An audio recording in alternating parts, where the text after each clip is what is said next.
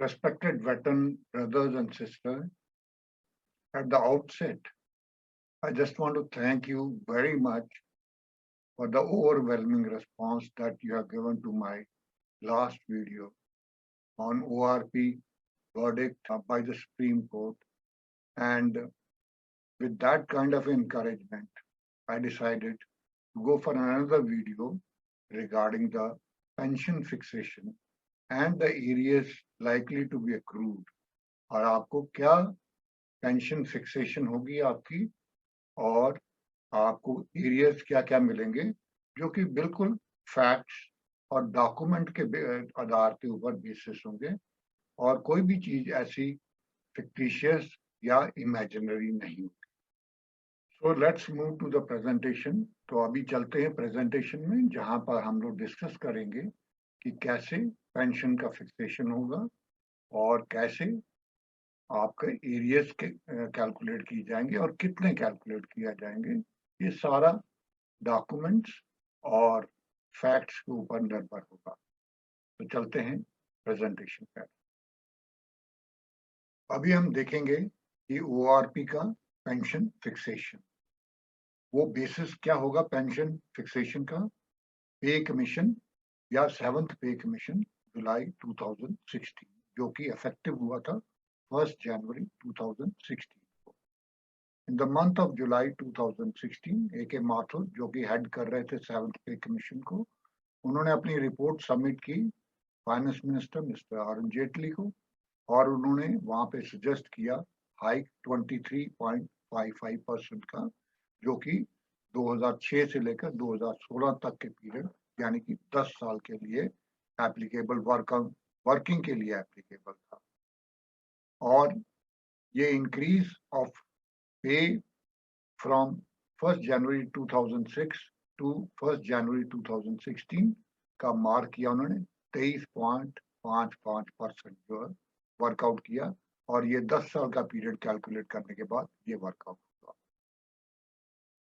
जो ओआरपी का पे का फिक्सेशन है वो उसका साइकिल 5 साल का है और वो स्टार्ट होता है 1 जुलाई 2014 से लेकर 1 जुलाई 2019, यानी 5 साल का इनका पीरियड का है। और इनका 10 साल का पे कमीशन का 10 इयर्स का पीरियड है और ओआरपी का 5 इयर्स का पीरियड है। अगर आप देखेंगे कि पे कमीशन हैपेंड इन 1 जनवरी 2016, इसका मतलब कि जो पेंशनर हैं उनको यहाँ तक तो ऑलरेडी मिल चुका है पे फिक्सेशन।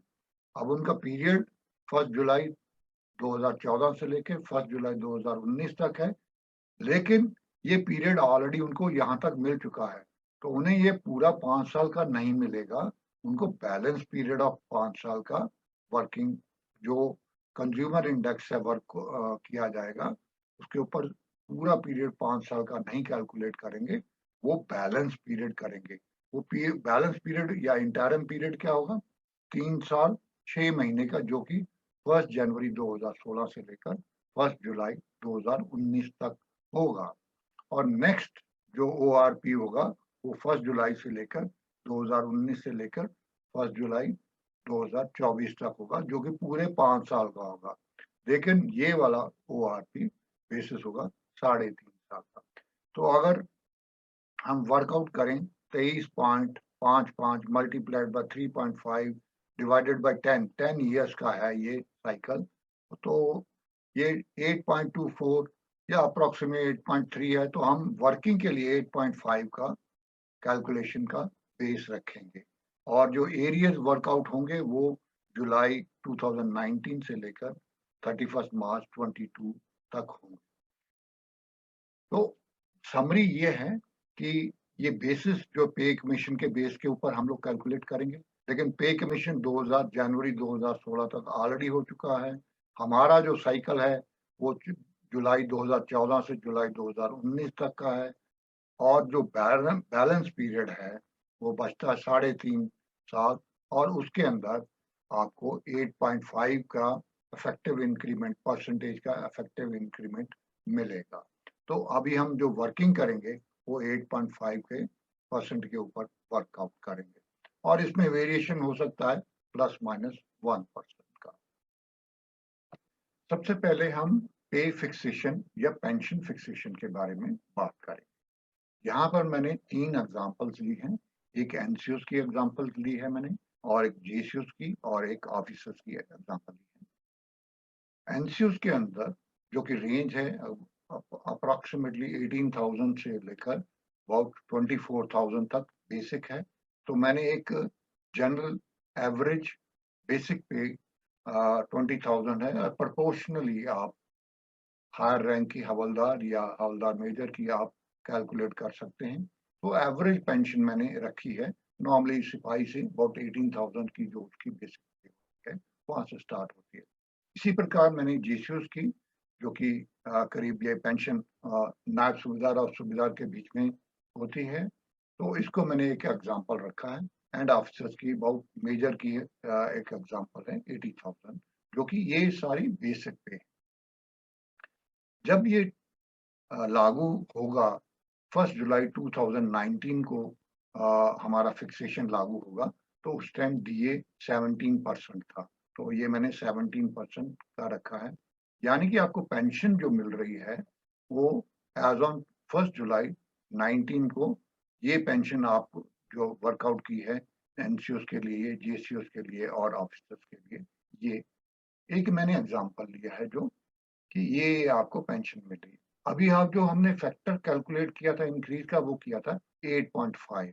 सभी के लिए हमने 8.5 का फैक्टर इंक्रीज, इतनी आपकी बेसिक पे इंक्रीज होगी। तो अभी ये 8.5 अगर हम बेसिक पे से लें तो आपको 1700 रुपीज एक एनसीओ को, यानी कि आप सिपाही या लांस नायक को बोल सकते हैं, ये एक नायब सूबेदार या सूबेदार को इतना इंक्रीमेंट बेसिक के ऊपर होगा। ये 68 ऑफिसर्स को बेसिक हो। तो आपकी बेसिक पेंशन क्या हो गई 20,000 से लेकर 20,100, 21,700, 32,550 और 86,800 ये आपकी बेसिक पेंशन होगी एज ऑन 1 जुलाई 2019। और उस टाइम आपका डीए कितना था 17%। तो अब हम 17% के ऊपर कैलकुलेट करते हैं कि ये आपको बेसिक टोटल पेंशन आपको मिलने वाली है एज ऑन 1 जुलाई 2019। तो ओवरऑल इंक्रीमेंट क्या मिला आपको 1989, करीब 2,000 रुपए। तो आपको अगर आप देखें कि 8.5 के इंक्रीमेंट के ऊपर आपको 2,000 रुपए मिल रहा है, अगर आप बेसिक देखेंगे 20,000 है और यहाँ करीब 2,000 है, तो आपको इंक्रीज अब अप्रोक्सीमेटली रफली जो है 10% के आसपास ऑफ द बेसिक पे। बट अगर आप टोटल के ऊपर बोलते हैं तो 8.5।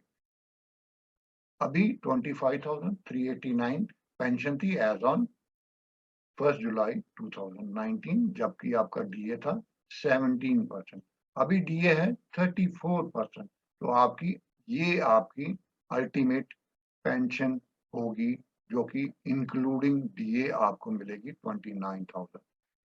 और सिमिलरली आप अगर जीएसटी के बारे में कैलकुलेट कर सकते हैं तो आपका ये आएगा और ऑफिसर्स का आपको ये अभी ये कैसे वर्कआउट किया है, ये तो हो गया पे फिक्सेशन, जबकि आपने 8.5 के फैक्टर से 8.5 के फैक्टर से आपने उसको वर्कआउट किया कि आपको लाइकली इंक्रीज आपको 8.5% मिलेगा। तो ये आपकी अल्टीमेटली, और जो वेरिएशन किसी की 18,000 है या किसी की 35,000 है तो अकॉर्डिंगली इसको वर्कआउट कर सकते हैं जैसे कि मैंने इसको वर्कआउट किया है।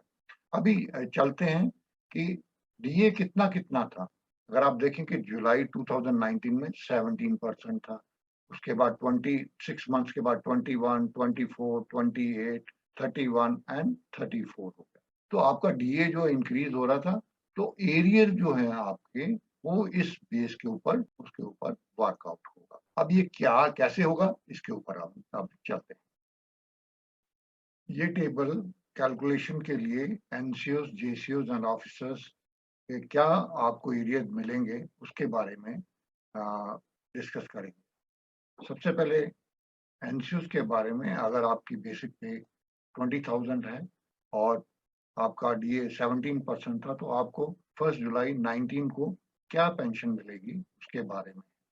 अभी हम पे फिक्सेशन के बाद इंक्रीमेंट 8.5 का फैक्टर अगर देंगे तो आपका बेसिक पे में 1700 रुपीज इंक्रीज होगा और आपकी बेसिक पेंशन 21,700 हो जाएगी और उसके ऊपर आप ये 17% लगाएंगे तो ये आपको अल्टीमेटली 2019 को 1 जुलाई को ये अमाउंट मिलेगा। तो अल्टीमेटली आपका इंक्रीज क्या हो गया 1989, यानी कि आपको करीब 2000 रुपीज इंक्रीज हुआ जब आपका डीए 17% था। अभी डीए जब आपका 21% हो गया तो आपका इंक्रीज हो गया 2857 का डिफरेंस हो गया आपका। उसके बाद फिर 24% होने के बाद आपका 3508 हो गया, 28 होने पे 4376 हो गया और इसी प्रकार जब आपका 31% और 34% हो गया तो इतना इतना आपका डिफरेंस आया। तो अल्टीमेटली आपको जो एरियज एनसीओज को मिलेंगे जिनकी बेसिक पे 20,000 थी पहले और अगर आप 8.5% का इंक्रीमेंट फैक्टर देते हैं तो आपको 1,23,576 मिलेगा। इसी प्रकार हमने जीसस साहिबान के लिए जबकि हमने 30,000 का फैक्टर रखा था 8.5 इंक्रीमेंट परसेंट है और 30,000 जो उनकी बेसिक थी तो उनको इंक्रीज अबाउट 3,000 के आसपास मिला जबकि 17% दिए था। 21 के ऊपर ये अमाउंट है और 24 के ऊपर 5262 है और अल्टीमेटली अगर हम सब कैलकुलेट करें तो टोटली उनको 1,85,365 रुपीज मिलेंगे। इसी प्रकार अगर हम ऑफिसर्स का देखें एक मेजर का जिनकी सैलरी बेसिक 80,000 है तो उनको अबाउट 4,94,000 मिलेंगे। तो ये एक प्रकार का मैंने टेबल बनाया है और ये टेबल आपको अवेलेबल है डिस्क्रिप्शन के अंदर। अगर आप खुद भी इसको कैलकुलेट करना चाहते हैं तो आप अपनी बेसिक पे डालिए 8.5 का इंक्रीमेंट फैक्टर डालिए और 34% आपका डीए है तो आप अपने घर में बैठे ही कैलकुलेट कर सकते हैं। तो अभी चलते हैं प्रेजेंटेशन पे क्या आपको समराइज करके बताते हैं कि क्या क्या आपको मिला है। तो अभी देखेंगे कि हमें क्या एरियर्स मिल रहे हैं as NCO 1,23,576, as a JCO 185,365, as a officer 494,304 और ये मिल रहे हैं आपको 3.5 साल के बेसिस के ऊपर और इसका फाउंडेशन क्या है पूरा साइकिल नहीं है 3.5 साल के साइकिल के आधार के ऊपर आपको मिल रहे हैं पूरे आप ओआरपी का जो साइकिल है 5 इयर्स का या पे कमीशन का 10 इयर्स का साइकिल उसके ऊपर नहीं मिल रहे हैं। फुल पे कमीशन का साइकिल 10 इयर्स है और ओआरपी जिसको आप मिनी पे कमीशन बोल सकते हैं उसका 5 इयर्स का क्योंकि हमें 2016 तक ऑलरेडी मिल चुका है पे कमीशन इसलिए 2016 से लेकर जनवरी 2016 से लेकर जुलाई 2019 तक अब मिलेगा और इसकी लाइकली मार्जिन ऑफ एरर का मीनिंग है कि इसमें फ्लक्चुएशन क्या हो सकती है तो मैं margin of error plus minus 1% देता हूँ 1% ऑफ द बेसिक पे यानी कि जो एनसीओ से अगर उनका 20,000 है तो 1% 200 रुपीज होगा तो 200 रुपए का प्लस माइनस हो सकता है और जेसीओ साहिबान का 300 रुपीज पर मंथ और ऑफिसर्स का 800 रुपीज पर मंथ का वेरिएशन हो सकता है अगर मार्जिन ऑफ एरर 1% रखा जाता है विच इज मोस्ट लाइकली और इसके अंदर ही अंदर होगा जो कि 8.5 का तो इसका मतलब अगर 1% का प्लस माइनस का वेरिएशन एक्सेप्ट करते हैं हम 7.5 से लेकर 9.5 के बीच में हो सकता है तो ये बेसिकली आप कैलकुलेशंस थी और उम्मीद है कि आपको बाय जून 22 तक आपको एरियर मिल जाएंगे और आपका पे फिक्सेशन हो जाएगा। जैसे ही गवर्नमेंट ये टेबल्स पे कमीशन के बेस के जैसे कि मैंने आपको पहले लेटर दिखाया था उस बेसिस के ऊपर रिलीज करेगी तो मैं इमीडिएटली आपको एक और वीडियो बना के जो कि फाइनल और ऑथेंटिक जिसमें कोई गुंजाइश नहीं होगी कोई वेरिएशंस की या कोई मार्जिन ऑफ एरर की तो अभी चलते हैं कि मैं आपको दिखाता हूँ कि पे कमीशन की रिपोर्ट क्या है, वो आप अभी देख सकते हैं कि जो सबमिट हुई थी, इसी प्रकार से जो आपकी नेक्स्ट फिक्सेशन होगी, उसी लेटर जो उसी प्रकार से आपको सेवंथ सेंट्रल पे कमीशन की रिपोर्ट जो कि 6 जुलाई 2017 को सबमिट हुई थी और ये इसका रिलीज किया है डायरेक्टर ने, और इसके अंदर जो टेबल्स दिए हुए हैं हर एनसीओस के, जीसीओस के और ऑफिसर्स के और सेंट्रल गवर्नमेंट सर्विसेज के, ये टेबल 1 से लेकर टेबल 58 तक है। ये आप अपने टाइम में स्टडी कर सकते हैं। ये फाइनली कुछ सजेशंस एंड एडवाइस। मैंने देखा है कि अभी ऑनलाइन पोर्टल्स के ऊपर या यूट्यूब के ऊपर एक ऑनलाइन सर्कस चल रहा है पेंशन फिक्सेशन और एरियर्स के बारे में, और लोगों को एक चंद्रमा दिखाया जा रहा है without any logic, basic and statistical data support के साथ।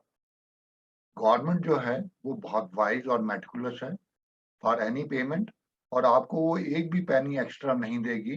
10 जो लोग हैं उनको मैं रिक्वेस्ट करता हूं कि पेंशनर के सेंटिमेंट्स के साथ मत खेलें in their happy and evening walk of their life, क्योंकि जैसे दिखाया जा रहा है कि हजारों में 3,000, 4,000, 5,000 इंक्रीमेंट हो रहा है सोल्जर को, और एरियर्स जो हैं लाखों में, 2 लाख 3 लाख में दिखाए जा रहे हैं, ऐसा होने की उम्मीद बहुत कम है। इसके साथ साथ कुछ चैनल्स फाइनेंशियल सपोर्ट डिमांड कर रही हैं, क्योंकि वो सुप्रीम कोर्ट में जो ओआरपी की जजमेंट आई है उसके अगेंस्ट केस लड़ेंगे। ये टोटली रिडिकुलस है, ये ऐसा पॉसिबल नहीं है। इतने बड़े ऑर्गेनाइजेशन जो हमारा एक्स सर्विसमैन वेलफेयर एसोसिएशन था, उन्होंने बहुत अच्छे अच्छे वकील करके अपना केस प्रेजेंट किया, नहीं सक्सीड हुए। तो अभी होने की उम्मीद बहुत कम है। आप इनके झांसे में मत आइए। Do not make any payment to any channel, in fact unsubscribe कर। फाइनली वीडियो जो मैं फाइनल ऑथेंटिक एरियर्स होंगे, जैसे ही गवर्नमेंट अपने टेबल शेयर करेगी, मैं आप लोगों को साथ वो फाइनल वीडियो बनाकर, जो कि एक्चुअल ऑथेंटिक एंड फाइनल होगा। और आप जो 7th पे कमीशन की रिपोर्ट है मैं डिस्क्रिप्शन के अंदर डाल रहा हूँ, और इसके साथ जो टेबल कैलकुलेशन ऑफ एरियर्स है वो भी मैं डिस्क्रिप्शन में डालूंगा। आप उसे डाउनलोड करके स्टडी कर सकते हैं, और आप अपने एरियर्स खुद कैलकुलेट कर सकते हैं। और जैसे मैंने 8.5 से किया है कैलकुलेट, आप 8% से कीजिए। और लेकिन आपको जो एरियर्स हैं वो 7 से 9% के बीच में मिलने की उम्मीद है। हो सकता है 7 मिले, हो सकता है 7.5 मिले, 8 मिले या 8.5 मिले। आपको बहुत खुश होना चाहिए अगर आपको 8.5% मिल गए। तो thank you very much once again कि आप लोगों ने मेरे पिछले वीडियो को बहुत प्यार दिया, सपोर्ट दिया और सब्सक्राइब किया। अब मैं इस बार फिर उम्मीद करता हूं कि आप सिमिलर अफेक्शन एंड सपोर्ट देंगे एंड मेरे चैनल को सब्सक्राइब करेंगे, जिससे कि मैं आपको जितने भी ऑथेंटिक इंफॉर्मेशन है आपको शेयर कर सकूं। Thank you very much and good day and good bye.